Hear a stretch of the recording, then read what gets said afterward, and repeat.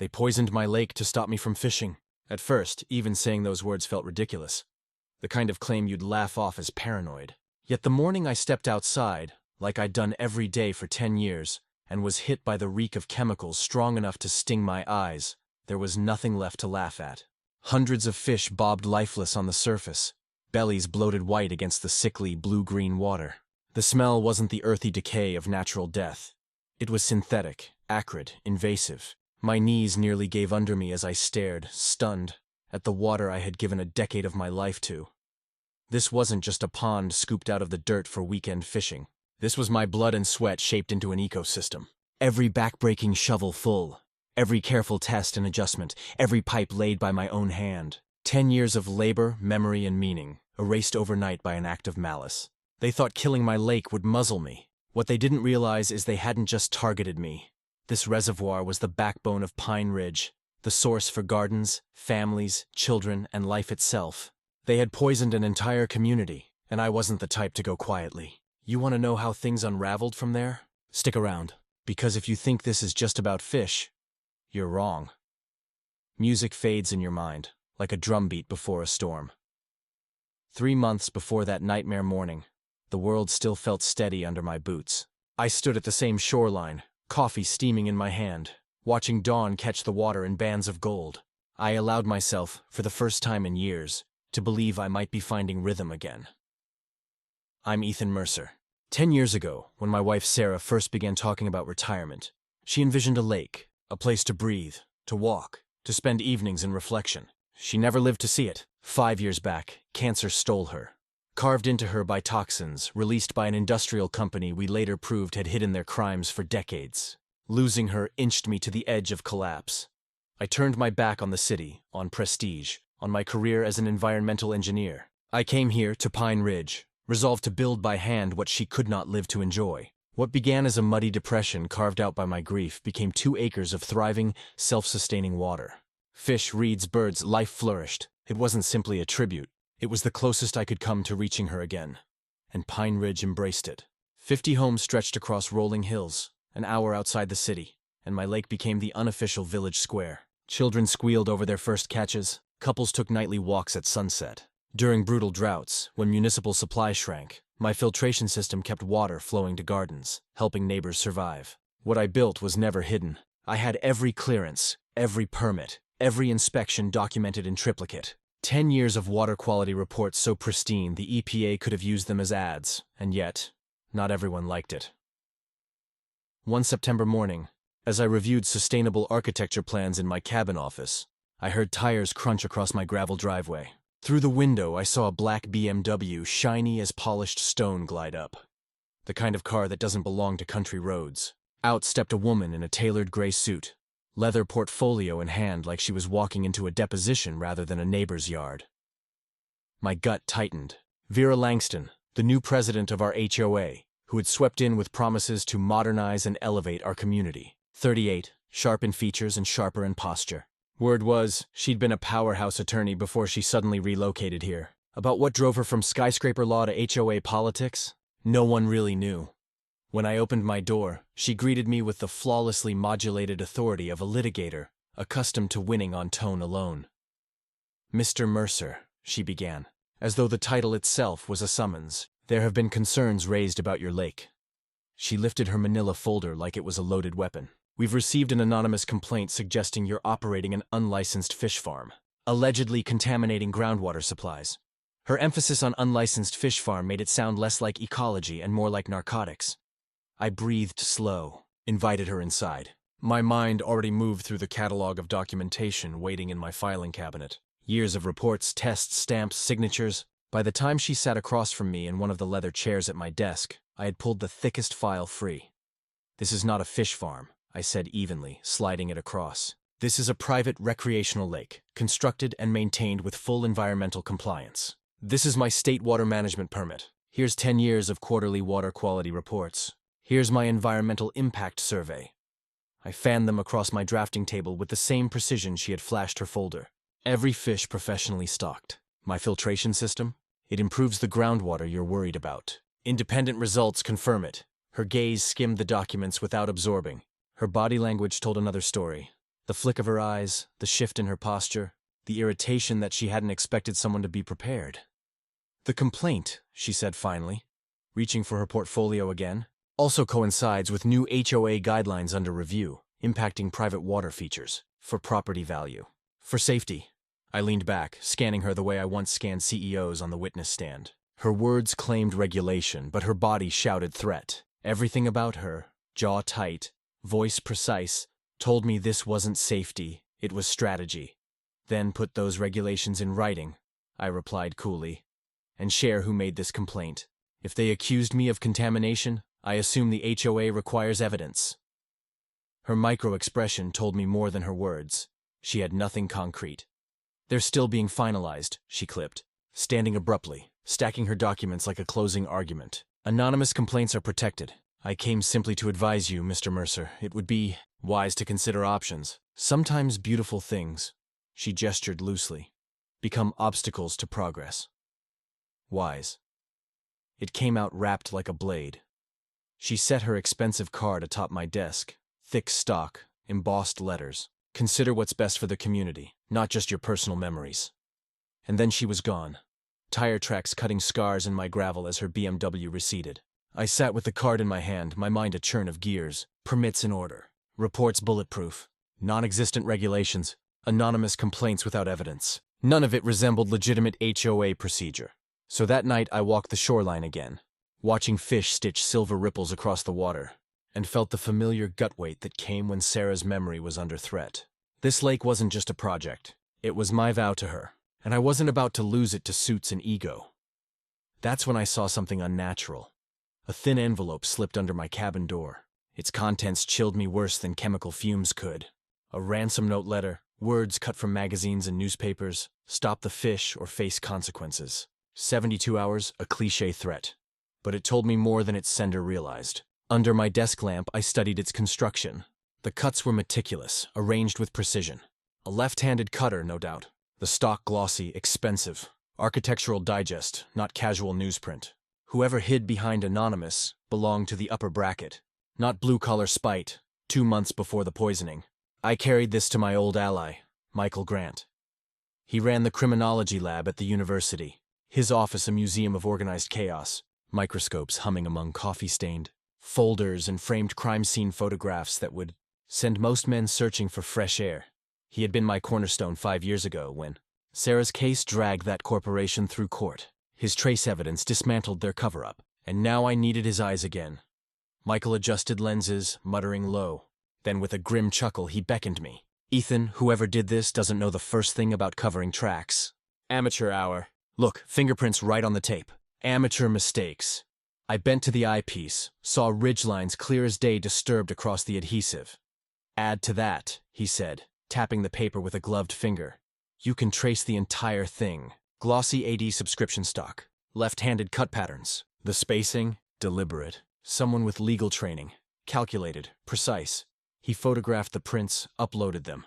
The database churned for long minutes, parsing local fingerprint records, license filings, professional entries, resident IDs. Michael leaned back, studying me with the same clinical intensity his microscope offered the note. "This isn't about fish, Ethan. This is personal. HOA disputes stop at lawns, fences, not this. Somebody's invested in destroying you." Then the computer beeped. He leaned forward, screen glowing in his glasses. His expression shifted from thoughtful to hard disbelief. "Well, I'll be damned." He exhaled, staring at me. "Your prints match Vera Langston's business license application from 6 months ago, when she moved here." The revelation hit me like cold water, confirming what my gut had already suspected, but proving it beyond doubt. "But Ethan, there's something else here that's going to blow your mind." I ran her name through some old case files, and guess what law firm she used to work for? He pulled up another screen, showing employment records from 5 years ago. Davidson, Clark, and Associates. They were the primary legal counsel for Meridian Chemical Company during your wife's lawsuit. The room seemed to tilt as the implications sank in. This wasn't random HOA politics, or even a simple property dispute. Vera Langston had been part of the legal team that fought Sarah's case, that tried to cover up the pollution that killed her. And now she was here in Pine Ridge targeting the memorial I'd built in Sarah's honor. She knows exactly who I am. I said more to myself than to Michael. This isn't about fish or water permits. She's finishing what her old firm started. Michael nodded grimly, printing out copies of the fingerprint analysis and the employment records. The question is, why now? Why move to your community and start this fight? Lawyers like her don't give up successful practices to run small-town HOAs unless there's a bigger payoff waiting. That afternoon, I made a decision that would either protect my lake or give Vera enough rope to hang herself. I called the local security company and had them install a comprehensive camera system around the property, hidden units with night vision capabilities that could capture every angle of the lake and surrounding area. But more importantly, I started playing a very dangerous game. For the next week, I made myself appear defeated and resigned, telling neighbors I was considering my options and even stopping my evening fishing routine. I wanted Vera to think her intimidation was working, that I was ready to give up without a fight. The performance had its intended effect. Within days, I noticed Vera driving by my property more frequently, sometimes stopping to take notes or photographs. She started approaching other residents, spreading rumors about environmental concerns and property value impacts from my lake. Mrs. Patterson from down the road mentioned that Vera had suggested the HOA might need to take decisive action if I didn't voluntarily drain the lake. But the most telling sign came when I spotted Vera meeting with a well-dressed stranger in the community center parking lot. A man in an expensive suit who looked more like a corporate executive than a local resident. Using binoculars from my cabin office, I watched them examine what appeared to be architectural plans or survey maps, pointing in the direction of my property several times during their conversation. The man handed Vera a small briefcase before driving away in a silver Mercedes with out-of-state plates that I quickly memorized. Something much larger than HOA politics was happening here, and I was starting to understand that my little lake had somehow become an obstacle to plans I couldn't yet see. Michael's forensic training had taught me that criminals always make mistakes when they think they're winning, and I was betting Vera's confidence would lead to exactly the kind of evidence I needed. That night, my new camera system captured its first significant footage. At 1:47 a.m., a dark SUV with HOA maintenance decals pulled up near the lake's edge. 3 figures in matching uniforms spent 20 minutes taking water samples and soil samples, working with professional equipment that suggested this was no routine inspection. But the most interesting part came when they finished, and the tallest figure turned directly toward my cabin and waved as if they knew I was watching. The gesture was unmistakably Vera's, and in that moment, I realized she wasn't just planning to destroy my lake, she was taunting me about it. The morning I discovered the massacre, I woke up to absolute silence. No birds chirping, no gentle lapping of water against the shore. Just an eerie quiet that made my skin crawl before I even looked outside. When I stepped onto my deck with my usual cup of coffee, the smell hit me first. A sharp chemical odor that burned my nostrils and made my eyes water instantly. The lake that had been crystal clear the night before was now a sickly blue-green color. And floating across the surface were hundreds of dead fish, their silver bellies catching the morning light like a grotesque mirror. I dropped my coffee mug, the ceramic shattering on the wooden deck as I ran toward the water's edge. My mind racing through possibilities while my heart sank with the certainty that everything I'd built to honor Sarah's memory had been destroyed in a single night. The chemical smell was overwhelming. Nothing like the natural algae blooms I dealt with before. This was industrial and toxic and deliberate.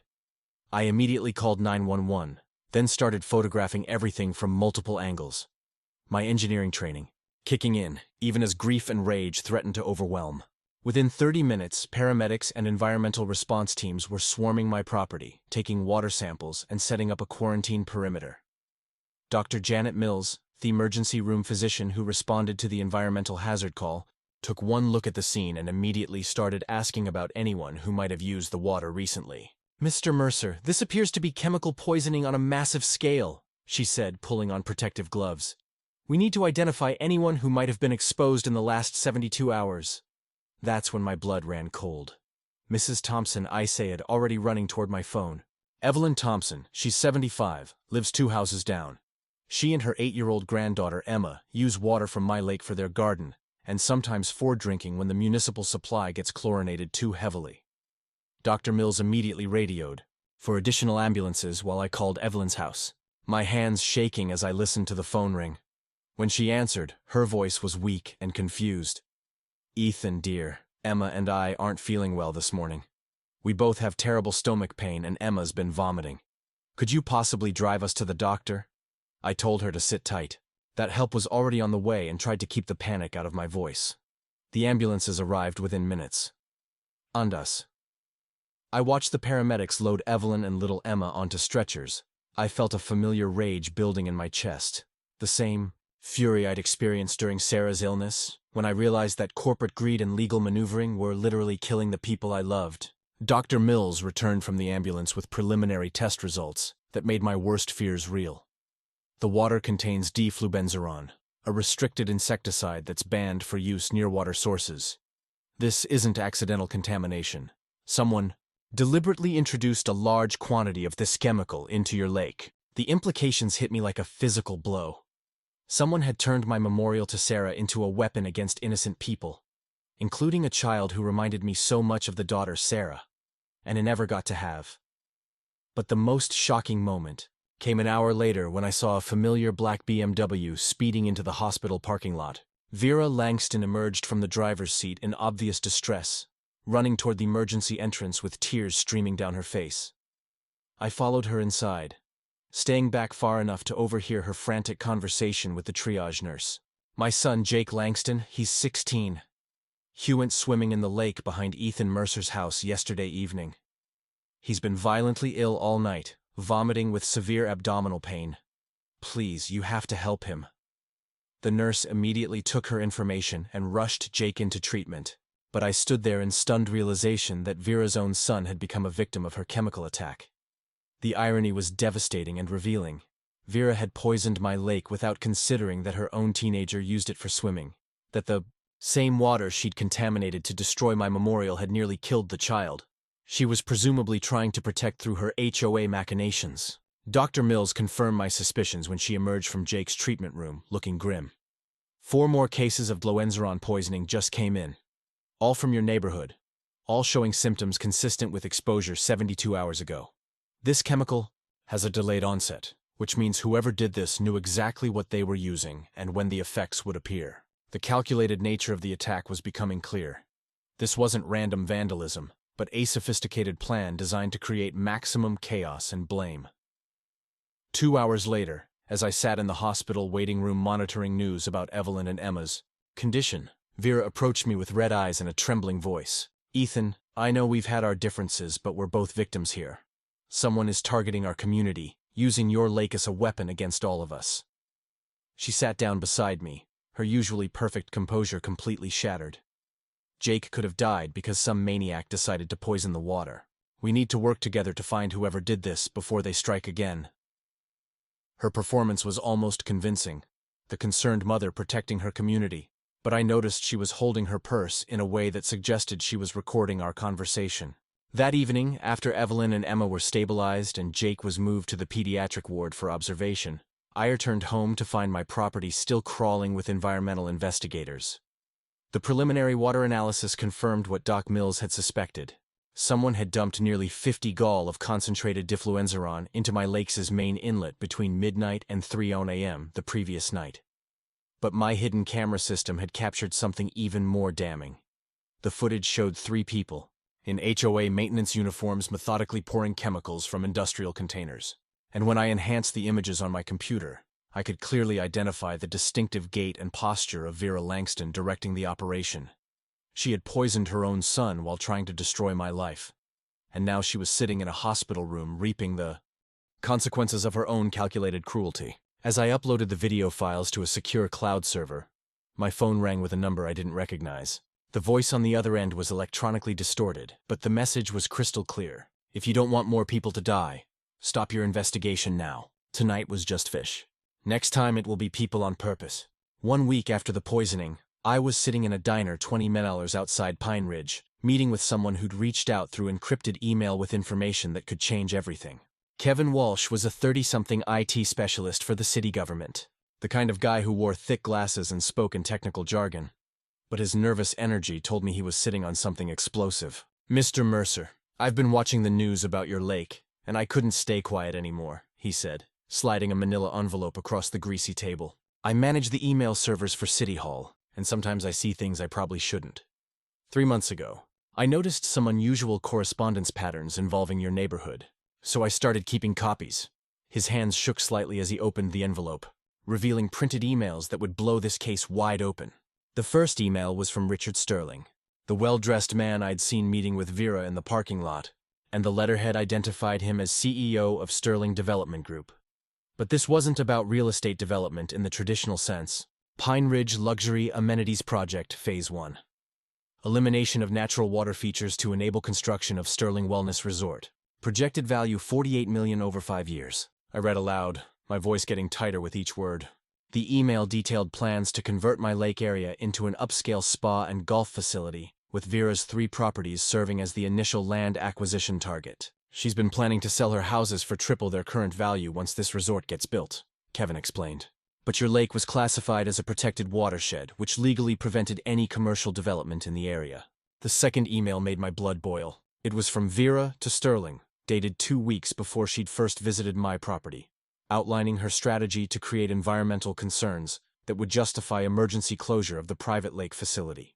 She'd researched my background extensively, learning about Sarah's death and my environmental activism, then crafted a plan to use my own expertise against me. She knew you'd fight back with legal documentation, Kevin said, so she needed a way to make the lake itself appear dangerous. The chemical poisoning wasn't random vandalism. It was a calculated business strategy designed to force emergency intervention. The cold, methodical nature of her planning was breathtaking in its cruelty, treating the near death of children as acceptable collateral damage for real estate profits. But the most damaging document was a payment receipt, showing that Sterling had transferred $15,000 to Environmental Inspector Mark Delano with a memo reading consultation services for expedited lake closure procedures. This wasn't just corruption. It was a coordinated conspiracy involving multiple government officials. Kevin pulled out another sheet showing additional payments to City Planning Commissioner Janet Burke and Zoning Administrator Paul Mitchell, all dated within the past 2 months. Sterling has been systematically buying off every official who could interfere with his plans, Kevin explained. The only thing they didn't count on was you having such detailed documentation of your permits and water quality reports. They expected you to fold under legal pressure, not fight back with evidence. As I absorbed the magnitude of the conspiracy, Kevin delivered the personal blow that transformed this from a property dispute into something much more painful. Mr. Mercer, there's something else you need to know about Mrs. Thompson and her granddaughter. Evelyn's medical bills are going to exceed $200,000, and her insurance company is claiming pre-existing conditions to avoid coverage. Without her house equity, she can't afford the treatments, and Emma needs specialized care for potential kidney damage from the chemical exposure. The thought of that sweet 8-year-old girl suffering permanent health consequences because of Vera's greed made me physically sick. Sterling's plan includes purchasing distressed properties at below-market rates, so they're probably counting on families like the Thompsons being forced to sell. That afternoon, I made a decision that would either save my community or destroy my own life. I called Elizabeth Kane, a prominent class-action attorney known for taking on corporate environmental cases. But the receptionist informed me that Miss Kane had just accepted a $200,000 consulting contract with Sterling Development Group and couldn't represent any parties with conflicting interests. Sterling had anticipated my legal strategy and neutralized it before I could even begin. Feeling trapped and desperate, I reached out to William Hayes, a public interest lawyer with a reputation for being completely incorruptible, mainly because he lived like a monk and donated most of his earnings to environmental charities. William agreed to meet me that evening at his cluttered office above a used bookstore, where he listened to my story while taking meticulous notes on ALO legal pad. Ethan, what you're describing is a classic land grab scheme, but with a level of sophistication that suggests Sterling has done this before, he said, reviewing Kevin's documents. The good news is that they've left a paper trail a mile long. The bad news is that they've corrupted enough officials to make this a federal case, which means we're looking at months or years of litigation while your neighbors suffer.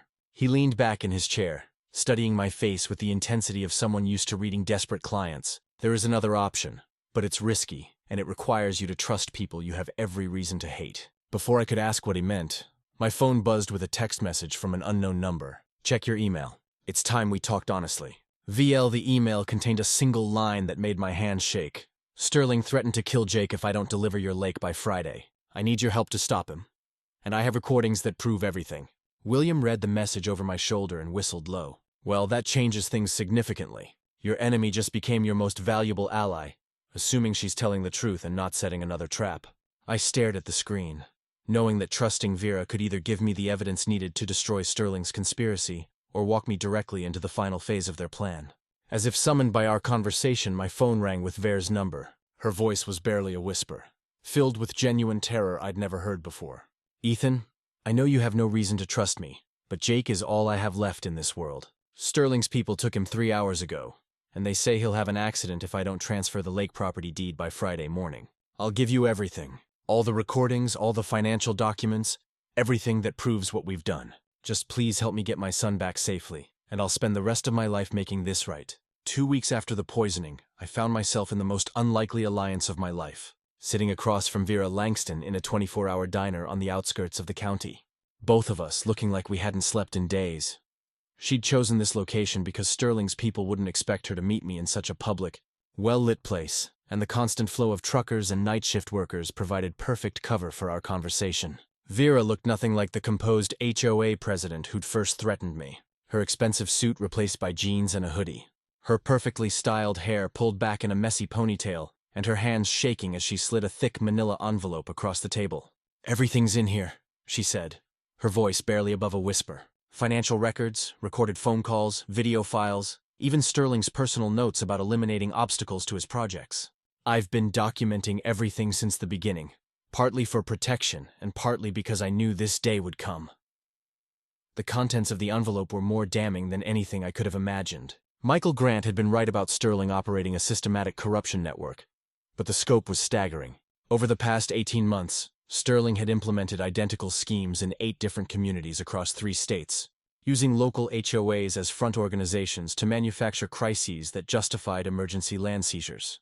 "The pattern is always the same," Vera explained, pointing to a spreadsheet that tracks Sterling's previous operations. "Find a community with valuable natural features, corrupt the local officials, create an environmental emergency that requires immediate government intervention, then swoop in with pre-planned development solutions that coincidentally benefit Sterling's portfolio companies." The clinical efficiency of it was terrifying, treating entire communities like chess pieces in a real estate investment strategy. But the most shocking revelation came when Vera played an audio recording on her phone. Sterling's voice discussing my case with someone he called the governor's liaison. Sterling wasn't just bribing local officials. He had connections that reached all the way to the state capitol, including the governor's environmental policy advisor, who could override any local resistance to his development projects. "That's why he was so confident about taking your lake," Vera said, fast-forwarding through the recording. "He's done this before with protected wetlands and state parks. The governor gets campaign contributions. Sterling gets development permits that should be impossible to obtain, and communities like ours get steamrolled in the process." The recording included Sterling casually mentioning that the Mercer problem will be resolved by week's end one way or another, which sounded distinctly like a death threat. Dr. Janet Mills had been busy during the past 2 weeks, and her findings added another horrifying dimension to Sterling's operation.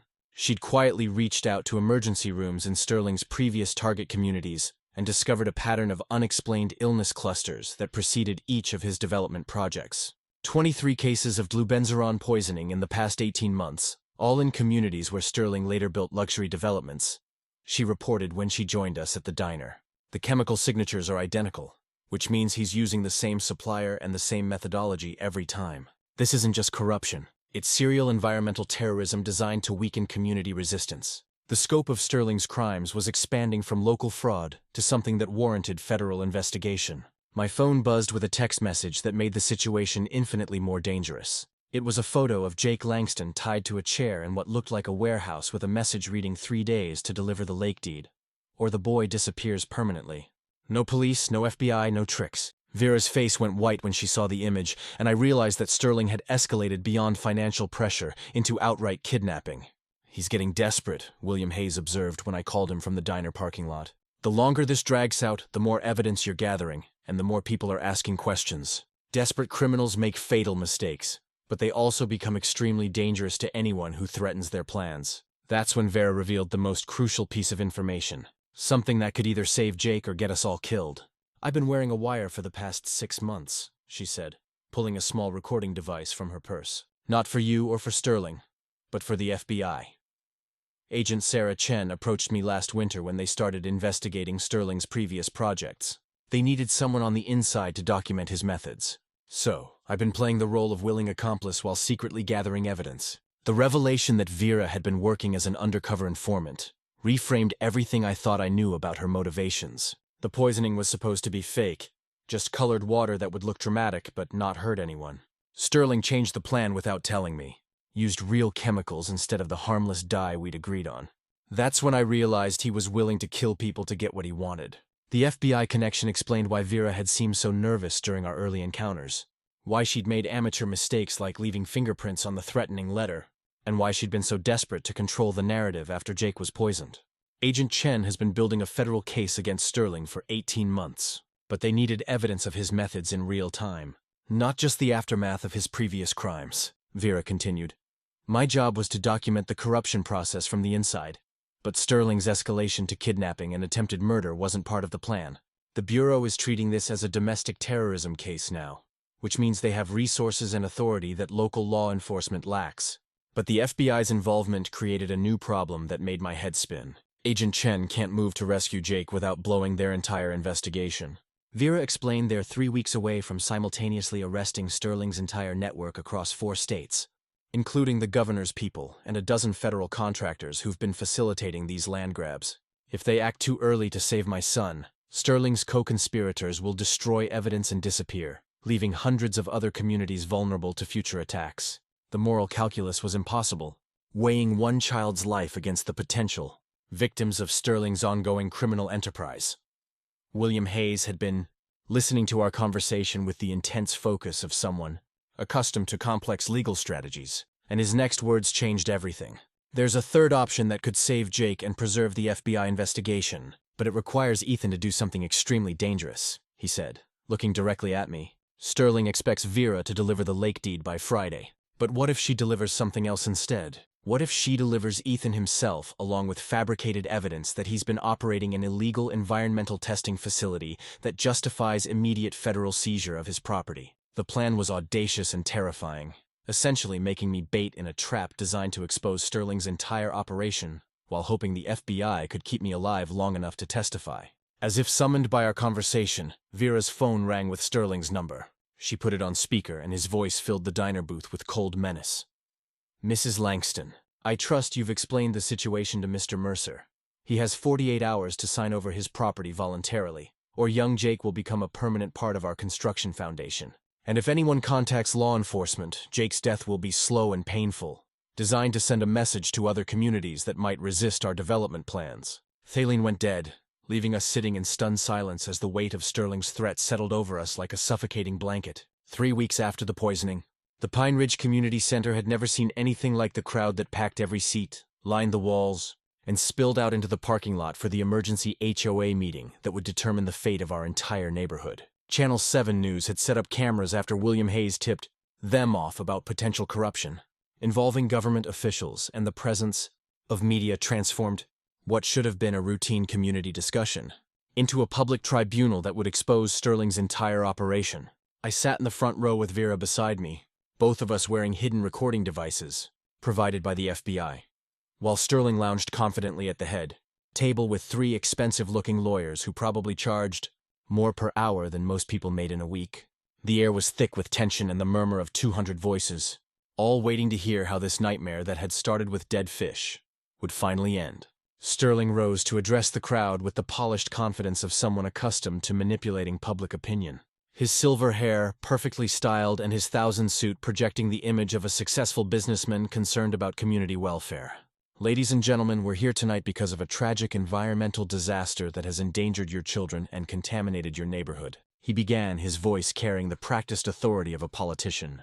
The private lake facility operated by Mr. Mercer has become a public health hazard that requires immediate remediation, and Sterling Development Group is prepared to offer a comprehensive solution that will not only eliminate the contamination but provide lasting benefits for your entire community. He gestured toward architectural renderings displayed on easels showing a pristine wellness resort where my lake currently existed, complete with sparkling pools and manicured gardens that would allegedly restore property values damaged by my environmental negligence.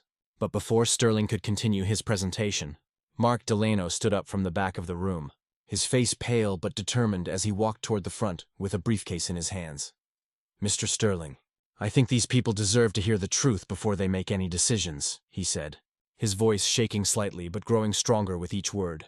The room fell silent as Delon opened his briefcase and pulled out a portable recording device. For the past 8 months, I've been documenting conversations with Mr. Sterling and his associates as part of a federal investigation into systematic corruption and environmental terrorism. The gasps from the audience were audible as Delano pressed play, and Sterling's voice filled the community center discussing bribery payments and the deliberate poisoning of my lake as a necessary business expense to facilitate land acquisition.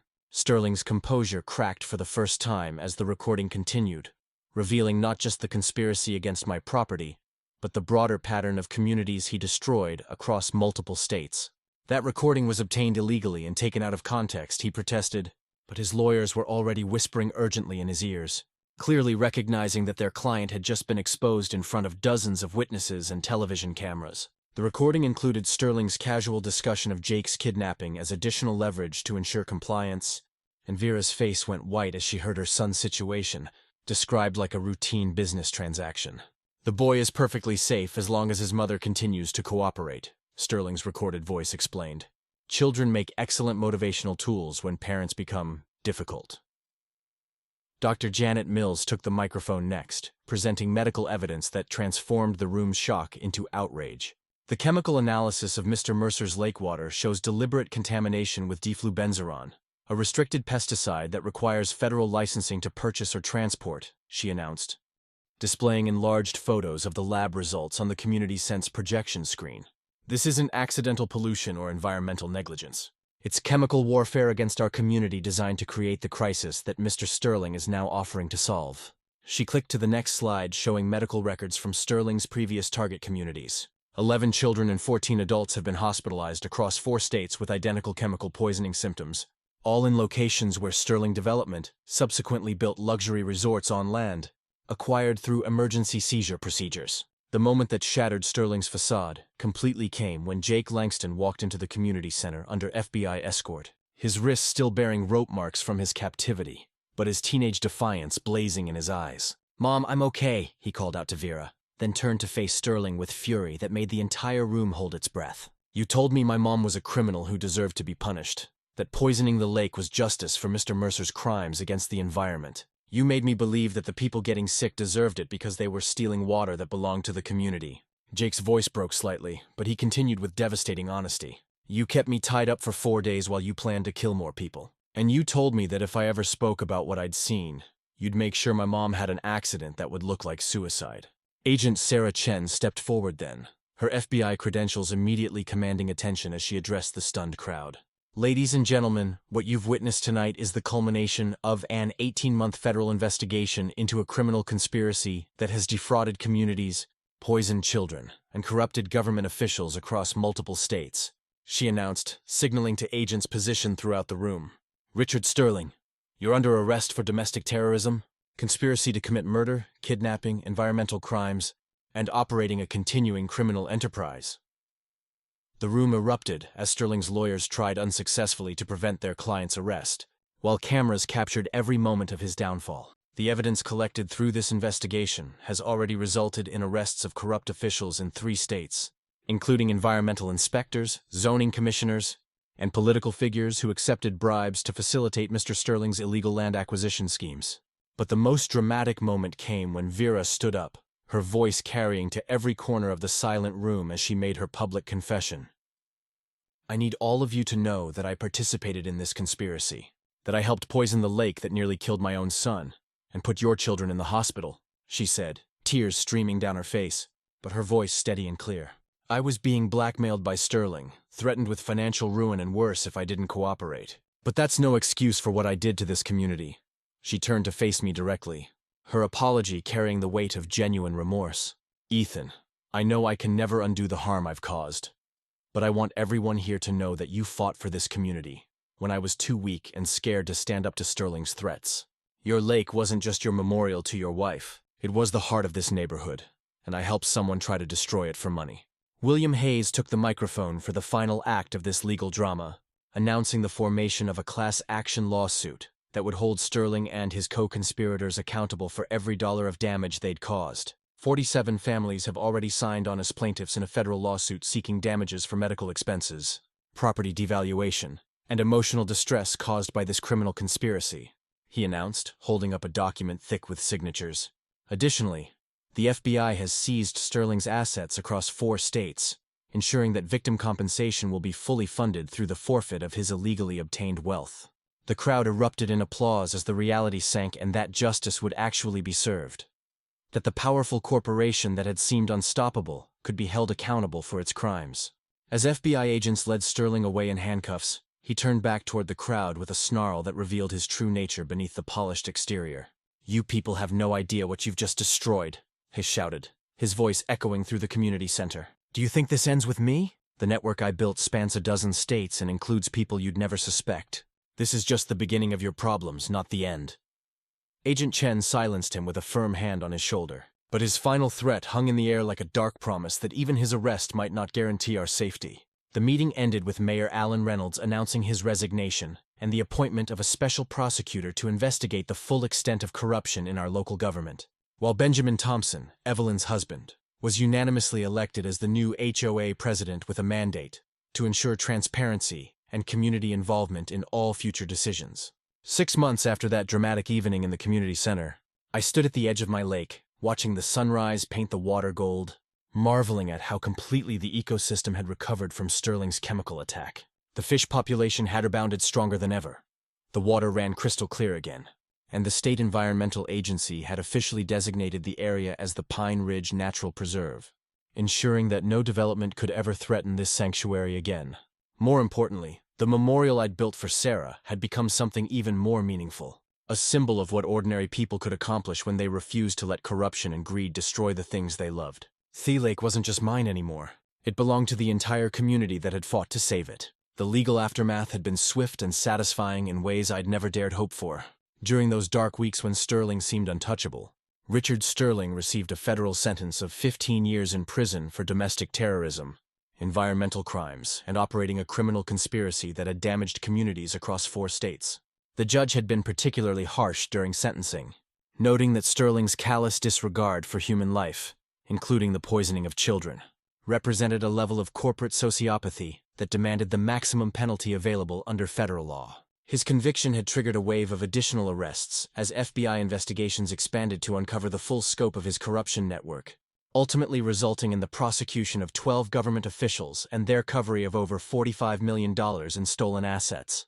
Vera Langston's cooperation with the FBI had earned her a sentence of 2 years probation and 500 hours of community service, which she'd chosen to fulfill by working with the Environmental Protection Agency to identify and investigate similar corruption schemes in other states.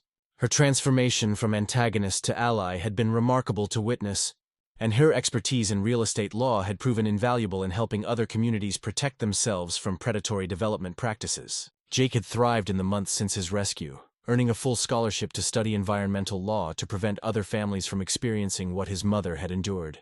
"I want to be the kind of lawyer who protects communities instead of exploiting them," he told me during one of our regular fishing sessions on the lake. The Community Recovery Fund established from Sterling's seized assets had exceeded $5 million, providing complete medical coverage for all poisoning victims and transforming Pine Ridge into a model of environmental stewardship.